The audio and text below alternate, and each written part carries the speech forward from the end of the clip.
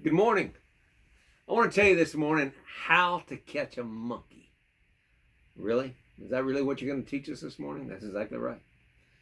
You know, for 40 years, I've been counseling married couples on the verge of divorce, all the things that go through, every scenario I think you could probably think of.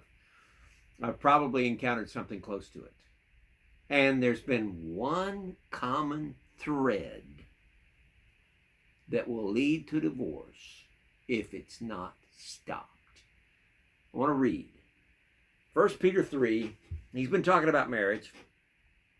And then he says, to sum it up in verse 8, all of you be harmonious, sympathetic, brotherly, kind-hearted, humble in spirit. Now this is the key verse or phrase. Not returning evil for evil, or insult for insult, but giving a blessing. For you were called for the very purpose, that you might inherit a blessing. You know what happens when couples get together and they start talking? They bring up something they've been holding back because they couldn't tell it in front of with her because it'd lead to a fight, or with him because it'd lead to a fight. So they do it in front of me with protection, so they can say something that's been stuck in their craw.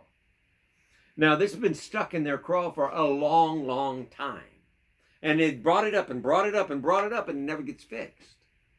Or they're not able to bring it up without it being a fight.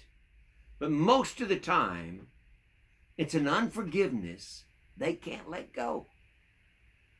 Now, here's how you catch a monkey. This is true. It gets something like a jar, like an old type jar your grandmother had, BALL, Ball makes some or whatever, but the top is smaller than the bottle. And so what takes place is they will cement that in, or they will put it in the ground in such a way, and they'll put a little shiny object in there. The monkey will stick his hand in there, and then he can't pull it out. Well, he could if he got his hand in there, but he could if he'd let go of the thing.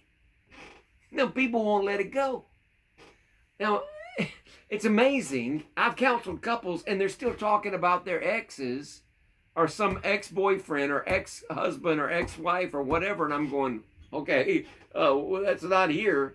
But they never let that go either. Now, learn to let it go.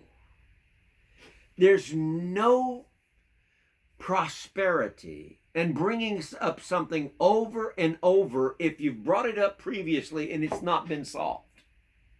Now, we need to appeal to a higher court. Go to God's court. And what does he say here? Return a blessing for a curse. Return good for evil. For this is what you were called to. You know, you can tell this when somebody's, I had a guy the other day, the red light stopped him, and he was cussing out the red light. That was productive, wasn't it? I'm thinking, man, if you got so much animosity that's floating and so much resentment that's floating, you're going to cuss out a red light, an inanimate object that can't even respond to you.